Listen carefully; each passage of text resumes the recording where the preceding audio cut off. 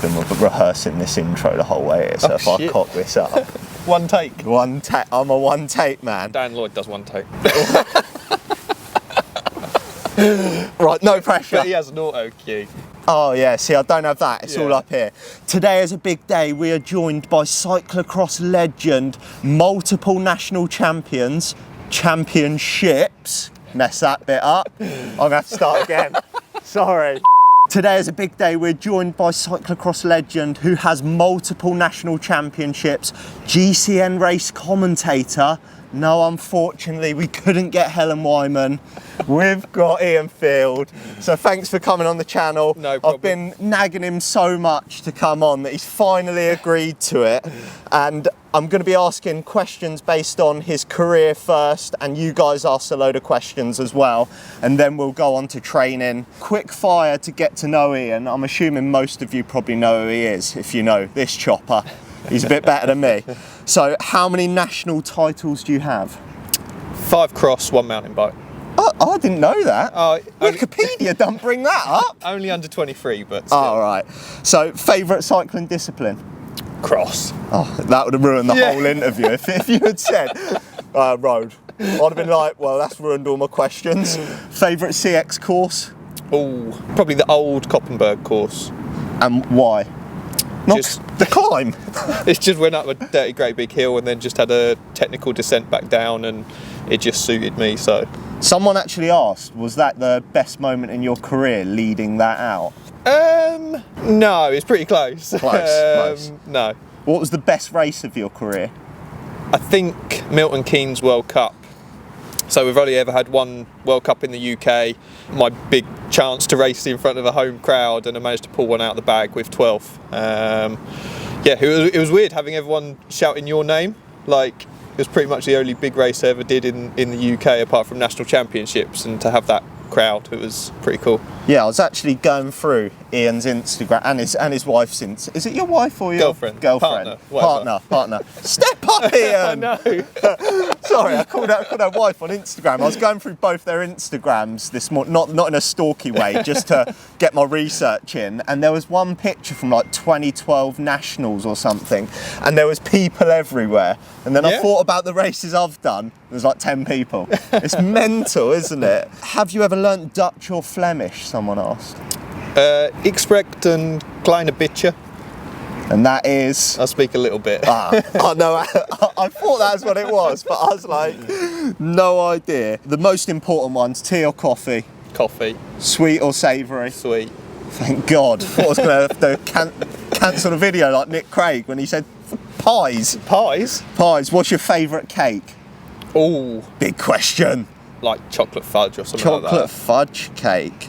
And another big one, this is to prepare me for the future. You're now a father. What's easiest, looking after your daughter or a CX race? A CX race all day long. Oh, God. No kids, Rocket. No kids.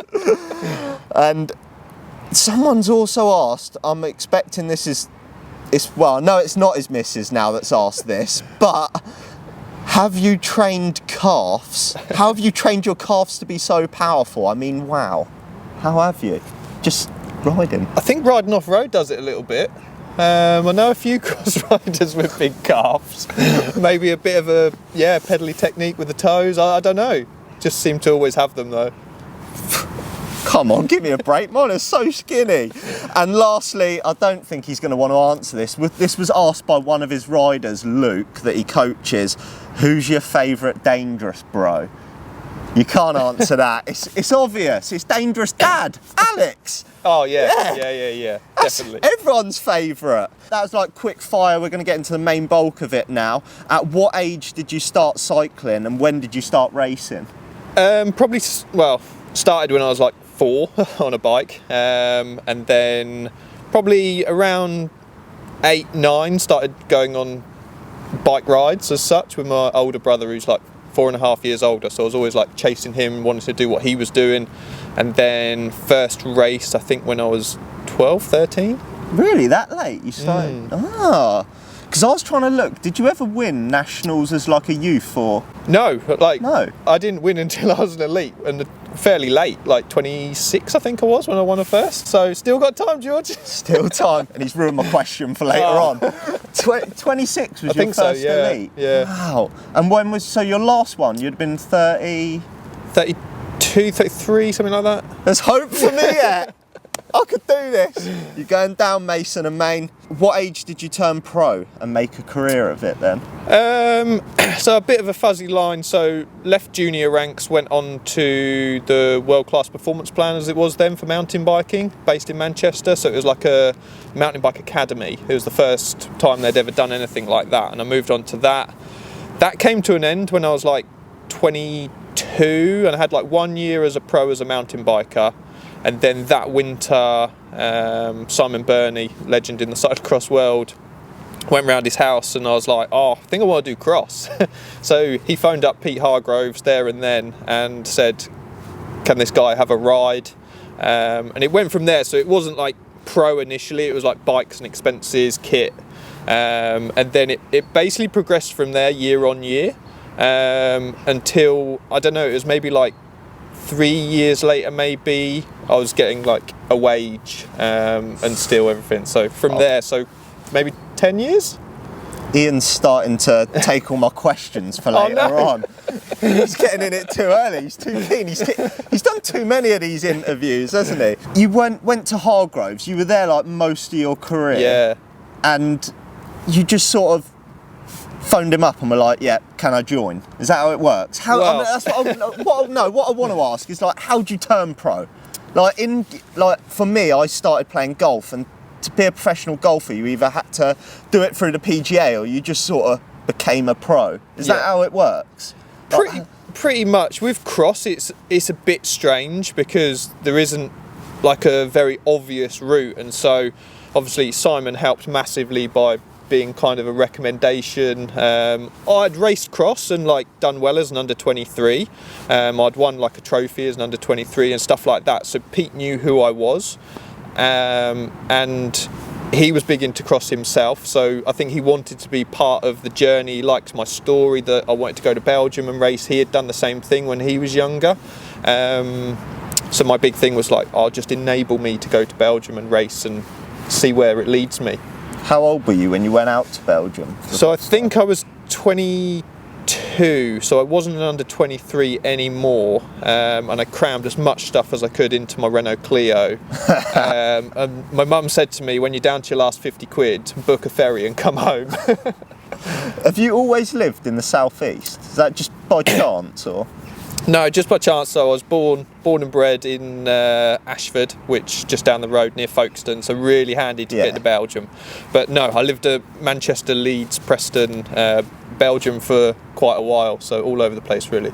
And what did you learn when you took that step to go out to Belgium? Because that's quite late, because like kids now are going out at like 16 and you're getting like that exposure to it. You were 22. Yeah, like, so I think ultimately, like, a lot of people ask me why the next generation are better. Like, that's a huge thing. So I was going there as a 22-year-old trying to learn about cyclocross, learn about bike setup, learn about the courses, learn about the training. And so it just took me so much longer to learn it all. And like looking back, like the stupid mistakes you make and like trying to now pass that on to the next generation. Hold that thought though. Don't give them away yet, because otherwise we're going to run out of questions soon. When you went pro, I want to get it out there. A lot of people ask about sponsorship, how to get sponsored, and you said initially it was just like kit. Yep. For a cyclocross pro, are you sort of doing it for the lifestyle, or is there like, you hear about what like Pidcock makes, and these guys are getting paid to turn up at races. Like, was it just a lifestyle thing, or is there good money for a cyclocross pro? I like the last probably 6-7 years, I would say I made decent money. Like it was definitely an all right paid job. Right. I'm not expecting him to show me his bank statements, just a rough idea. Like, yeah, and back then as national champion of the UK, it was probably around about €300 a start. So you're getting paid to turn up. Why am I getting paid? I was out battling with Wout. Didn't pay me to show up. So Do they still do that now, or? So it's taken a bit of a hit. Obviously, the last few years, start money has not been where it was. So I think I hit a bit of a good period in terms of going out there, pretty much being the only British male racing. And so, yeah, like that was a really nice top up. So you were getting £300 to race in the Belgian ones? Yeah. And what about, did the British cycling stuff do anything for you? So that it depended on the race organizer. Some people would like give me a hotel, and some people would just give me some money. But not every organizer in the UK did.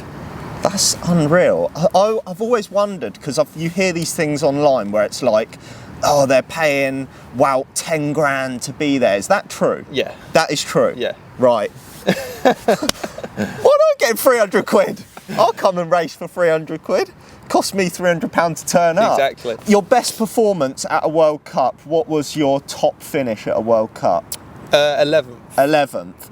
And it's hard to put this in words, but if you do it, if you do it off numbers, like say your FTP's 300, how many watts more do you think you need to win that race?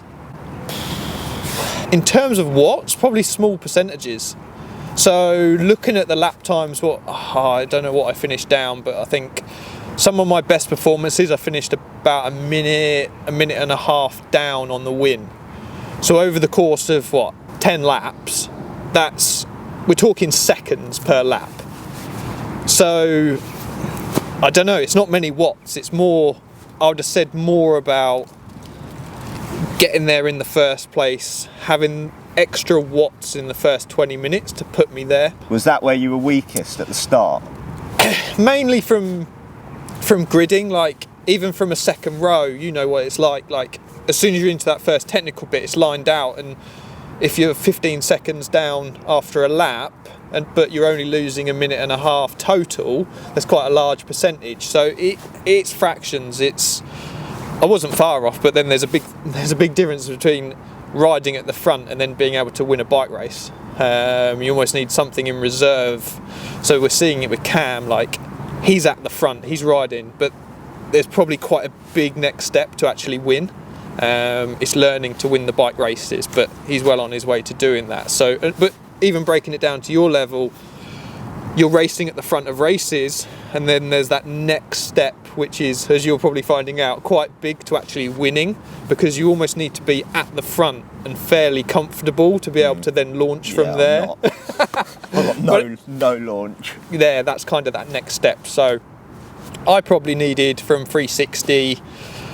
I mean, I saw the other pros. I used to train with, I don't even know what it was called back then, Sunweb team maybe, the Pal Salzen team. So I trained with them. I was friends with Mario de Klerk's son Angelo, and you saw even the top riders, they only probably had like maybe 20 watts on me, something like that at FTP level.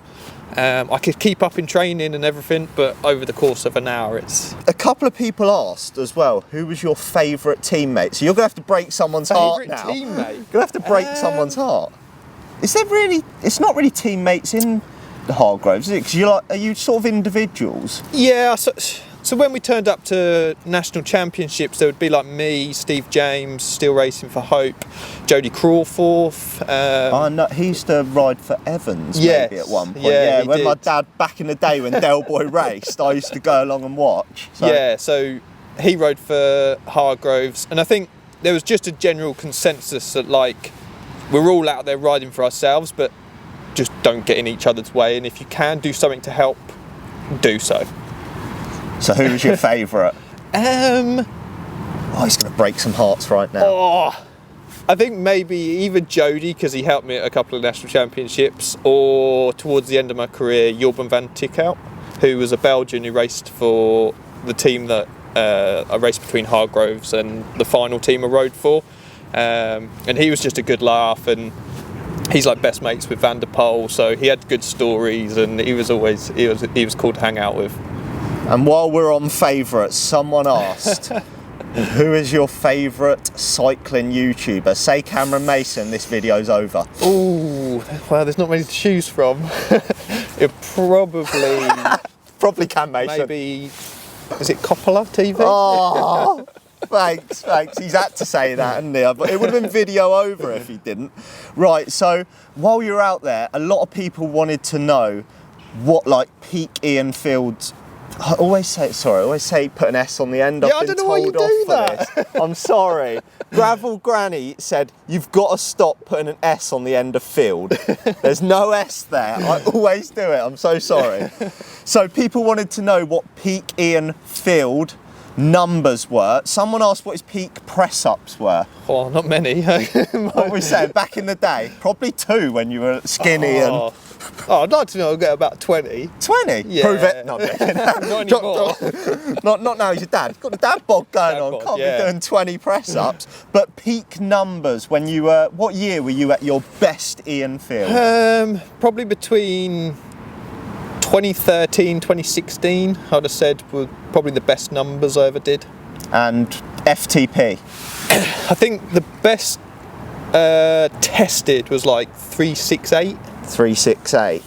And what about, you've told me once you had like a crazy 30-second power?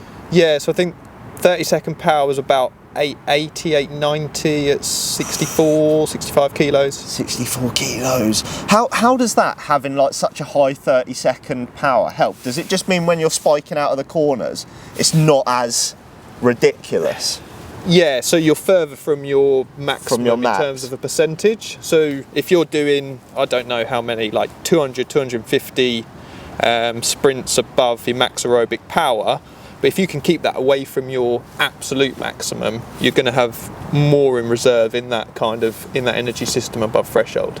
Ah, because when you told me it, I was like, should I just go and start whacking loads of 30-second efforts and I'll start winning national champ? In terms of those numbers, you said you were 64 kilos. Was that a big sacrifice to be at that weight? Because I got down to 65 and I was like dreaming of donuts. Yeah. Well, I mean, it is a bit of a sacrifice. It helps when you're doing 15, 20 hours a week, obviously. But I think it's just one of those things, you know that it's going to help, and when it's your job, it's a bit different. And especially at that level, can't be giving away 2-3 kilos to Sven and what have you, so you're going to take a kick in. I mean, I took a kick in anyway, so... Who was the best racer you raced against? Was it Sven? So, when I first started, there was Sven, Bart Wellens, Niels Albert, then came along Van der Poel, wow. I mean, yeah, Kevin Powles was up there time to time, so it was a really good era. You were up against it from the start, that's for sure. And so, skipping back to the weight thing, obviously, like, your main goal is, like, would you say it was around, like, the Christmas period? So did you get to Christmas and you're just like, this sucks? Everyone's like stuffing their face and you've got to race the next day. Well, that was the big thing. Majority of times Christmas was spent in Belgium and away and racing on Boxing Day. So you're either travelling on Christmas Day or just kind of doing an activation ride or going to a course recce at Zolder. So it didn't feel like too much sacrifice, and my family always did like a Christmas for me in February. So it was just kind of, just get through this last month. Was your other half with you? I was looking on her Instagram, not like not a stalker or anything, but she seems like your version of the Rocket for me, because she was like at the races, Swanya, stuff like that. Was she at all of your races or? No, so I've only been with my current partner for the last 7 years. So when I was racing in Belgium all the time, she wasn't with me, but then at the back end of my career, we met each other, and she's like super supportive, like always there. I really liked it because she didn't know too much about cycling. Oh, so she thought you were good? Yeah. That's what I tell the Rocket. I'm like, babe, I'm real good at this sport, you know? So it was really nice, but like super supportive, into sport herself, and like, just wanted to help as best she could, kind of thing. Yeah, because they were probably the pictures I saw. So maybe, what kit was it you were in? Like a Velo or something? Velo? Neon Velo. Neon Velo. So you were racing for them at the time, and I saw like her cheering you on and stuff like that. That's epic. Tubes or tubeless, but I'm assuming you're going to go with neither of those. Tubular. Tubular, Yeah. there we go. And this question actually isn't from me, but people are probably going to think it is. But they've said, how much of a disadvantage is it running mud tyres all year in the dry conditions? In the dry conditions, probably... What would you say, like seconds per lap that it would save? As just a guesstimate, obviously not rolling resistance, man. Yeah, I mean, you hear numbers thrown out there, but they're obviously tested on a roller in a controlled environment. So it's very difficult. But, I mean, you can feel it, can't you, when you jump from a Griffo to a mud in dry conditions. I would have said maybe 10, 12 seconds a lap, maybe, tops. 10, 12. Oh, I can sacrifice that. 10, 12. I thought it was going to be more than that. People make it out to me like I'm going to be like 30 seconds faster if I get a pair of slicks on, but I won't be able to go around the corner. I mean, it's going to add up multiple laps, but I yeah. don't think it is as much as you think, maybe. And so that's it. We're staying with muds until Del Boy gets me a new set. I'm actually thinking of going tubeless because I keep puncturing and Dad's not happy. Those tubulars ain't cheap. Yeah, bloody rocks jumping out on me. Someone asked as well, 3 words to describe your career. Oh. That's tough, that. Big question from Alex Watkins there. Oh. Enjoyable? No pressure. I don't know. I really enjoyed it. That's 2. That's 3. That's it. We'll go with that. Go with that. And do you have any regrets, or now that you look back on it, is there anything you would do differently? Oh, so much. What's the biggest one that you think, like, I'd eat that turkey on Christmas Day? I would have tried to go earlier as such into cross, but at the time it was like money from British Cyclists to continue as a full-time athlete, or go to Belgium with no money and really risk things. So, I mean, I don't really regret that, but knowing the training, or knowing about training that we know now, yeah, I'd have done so much differently in terms of trading. It's unreal. Did you have a coach back then? So, initially on British Cycling, so Craigie was my first coach on BC. Then Simon Burney, Phil Dixon, who's now head coach at the Cannondale mountain bike factory team. Then I kind of did it myself a little bit, got help from Louis Passfield, who was at the Canterbury University, sadly passed away last year. Richard Wood, who was a local coach for one of the clubs, he kind of saw me through my youth days. And then did a lot myself, then worked a bit with Dan Fleeman, who works now for the Canyon Strand Women's Road team, and then towards the end of my career, Alex Camia, who works for now the Jayco Alula team. So a range of coaches, always like to know what was going on, and obviously did a lot myself. So, do you find it hard coaching yourself, or do you just you know that you've got to do it because you get paid to do it, sort of thing? Yeah, so there was long periods where I coached myself, but then I think there was times where I began to question myself and not really know what direction to go in, and so those were the times that I sought help. And was there, in terms of retirement, there was a couple of questions on this. I need to remember this exactly. I think it was Oscar Pratt said, did you time your retirement knowing that Giorgio was coming into his peak? And I think that's probably true.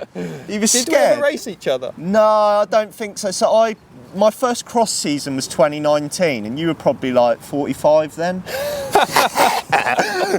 No, so yeah, my first cross season was in 2019, but then COVID hit. So I did 21. Yeah, I don't think I had big enough balls to go. You didn't do nationals. Oh, was that at Crawley? Was there? I would have done a trophy, I think. I'd done a national champs at Crawley. No. And I remember running up a big bank, and I got pulled in 20 minutes. It was a terrible idea. But yeah, I think my first proper year doing the national ones, and you probably didn't do local. Did you turn up to local races just for Sometimes. Towards the end of my career, I did a few more, but not many. Too big time. Yeah. Why did you decide to retire? Was there certain things, or could you feel your performance just? I think it was just timing, COVID hit. So COVID hit, my team ended my contract as a result of that for that season, which wasn't such a big deal because I think we only had one, can we call it a national trophy? There was no pits, like no helpers, it was all a bit weird. There was only one national event that year which took place. And then in the February 2020 was when, 2 weeks before we locked down, was when I set up my coaching business because my contract had ended, needed to do a job. And ultimately, I'd been coaching for a long time before that, but went solo kind of thing. And it was just a nice time to kind of ease down with the racing as the coaching went up, basically. Did you coach during your career then, or? Yeah, so towards the end of my career, I did my coaching qualifications, and I was always thinking, well, this isn't going to go on forever. I've got to do something after I finish riding myself. So there was a few years there where it was a kind of a crossover. Do you miss racing now you've retired, or are you just like... Sometimes, but as you well know, it's a lot of faff. Like, that 1 hour of racing, I miss. The preceding days, the days after it, the clean up, the clean up. Last weekend, I left my bike in Dad's van, and I was like, he'll clean that when we get back. It's when you take it back yourself, that's the worst bit. I mean, I love cross, but the clean up. How did that work in Belgium? Did you have a pit crew that came with you? Yeah, so the majority of my career, I was one of the few riders out there who did my best to try and pay a mechanic. So I'd pay a day rate to a professional mechanic who would help me in the days preceding, on the race day, and clean up afterwards. So it was the dream. So I think that was part of it, like not like being paid to ride my bike, not having like the spare cash to pay someone to do that all for me. Yeah, took a bit of the enjoyment out of it. What a result. Del boy, you're not getting paid for your work, you know? I don't make any money from this channel, so you're doing it for free. Will you ever come back to racing, do you think? You're getting close to that old vet category. People ask, and it was Masters Worlds last weekend, so I'm over 35, so I could have raced there. Are you allowed to? You're a pro. Well, I'm not a pro now. I think. Come on. I think you couldn't have any UCI points. You couldn't hold like a pro team license for the last 2 years or something. So I'm well out of that. So I could race if I wanted to. Oh, does that mean? Oh. But I also think the 35 to 40 category is a bit like there's definitely still pros at that age. So I think maybe over 40. So you've got how? I'm 37 now, so then I've got another couple of years, maybe. Another couple of years. But he's just stamped down the fact that the 35 to 40 category is rubbish, apparently. Oh, thanks. That's the one I'm waiting for. That's when I'm going to peak, when I'm 35. But you're still competing at elite level. No, I'm not. You nearly got round Torbay. Nearly. Let me add one thing. At Derby, I was speaking to Ian, and he said to me, I need to get this right. It's going to be butchered a little bit. But when we were speaking, he was like, I think that's why people like your YouTube channel. It's so relatable. You're just not very, very good. No, I didn't. It was along them lines. And I was like, I went back to Sarah after at home. I was like, Ian Field thinks I'm rubbish. That's why my YouTube channel works. I said you were relatable. Relatable. Not that you were rubbish. It was along them lines. I heard in my head, rubbish. You're way above average. Ah, thank you. But I'm waiting till I'm 40. So now you've stepped away from it, you're commentating as well. Yeah. Obviously GCN shutting, has that affected you at all?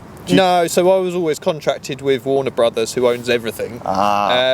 So yeah, don't worry people, you can still watch. He's still there. You can still watch all the racing as is. Your monthly payment or whatever go to Discovery, and you'll watch through that app instead of the GCN app. What's your favourite race you've commentated on? My other cameraman, Scotty Dog, asked that one. Maybe Dublin World Cup last year when the towel went in Wout's gears, and on the podium I said, good job he didn't throw the towel in. Oh! Do you ever, I watch some of them sometimes, and like, I used to love the female racing when Femme wasn't racing. I don't want to sound horrible, but it was exciting. There was but are you watching it now and you're like, oh God, I'm gonna have to repeat myself because when she's got like a minute lead, are you just like, What am I going to say? Do you ever...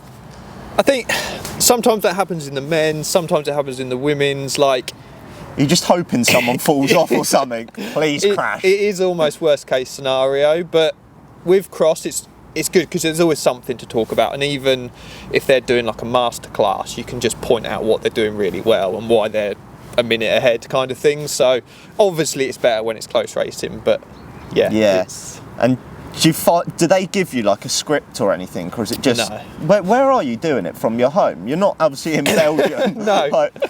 So we can either go up to London, there's another studio down in Bath, or we got a little box set that you plug into your computer at home. So coming live from the kitchen.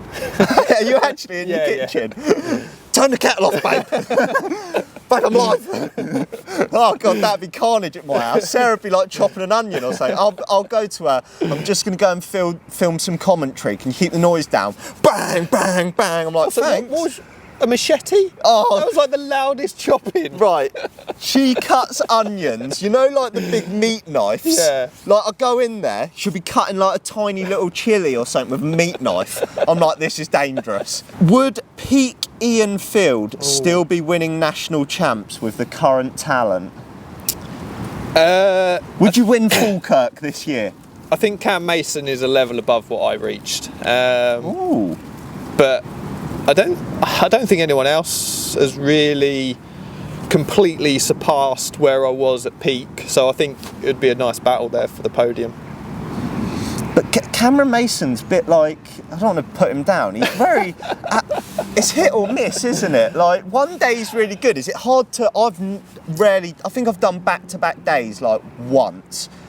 So is it hard to compete both days? It's hard to go full gas both days, as you're seeing like with Isabit this year. If he wants to win the World Cup on the Sunday, he's almost holding back a little bit on the Saturday to be good on the second day. It's something that becomes easier and you're better at it. Sometimes you're almost better the second day as you get older. So it's something you get better at as you get more races in the legs, and that's something Cam's getting used to, I think. I mean, he hasn't got a huge background with like long cross seasons and double races every weekend. He was obviously disappointed in Dublin, but he'd had a cracking day the previous day, so it's one of those things. I'm sure he'll mature, and yeah, both days will be there soon. And do you think he could win a world champs? Oh, that's big, isn't it? That is a big question. I think, can he reach the level of Wout and Mathieu? Probably not. Yeah, but are they going to be at World Championships for the rest of Cam's career? No, which makes me think, yes, he can. Oh, there we go. I doubt Cam Mason's watching the Giorgio Coppola Cycling YouTube channel. He's watched one when he chopped me. That's because I put him in the thumbnail. And with like, I really struggle personally with all the travel. Was that horrible bit of being a pro? Because I've seen like Cam Mason will do, on Friday he'll be riding in Scotland and he's got a race in Belgium on Saturday. I'm like, what on earth? Yeah, travelling is something you get used to, and I think it makes a big difference not having to do the driving yourself. Sarah. Also makes a big difference. You need an upgrade. You need a camper. Del boy. Did you have it? Is that how you done it? Yeah, so we had a big camper with a garage like in the back, and mechanic would drive it. I would just chill. You'd stop, make your own lunch, have a little lay down. Like, it is a lot more relaxing. I heard you say actually that there was a race recently. It was really muddy, and I think it was, who's the Dutch champion at the moment? Lars. Lars. Yeah, you said, he was complaining about the mud, and some riders will hate it getting out of the camper. Yeah. Did you like terrible conditions? Yeah, you did.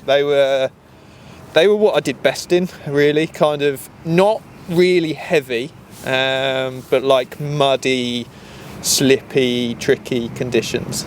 You're hosting a race as well. Oh yeah, end of the season. So if I turn up to that, yeah, and if I win, yeah, will you come out of retirement next year and race me at a race? What, and put you in your place? Yeah. Not at a mountain bike race either. I want you to come to a cross race, yeah, and race against me. I'm going to have to get Kish out, aren't I, to make sure to beat you?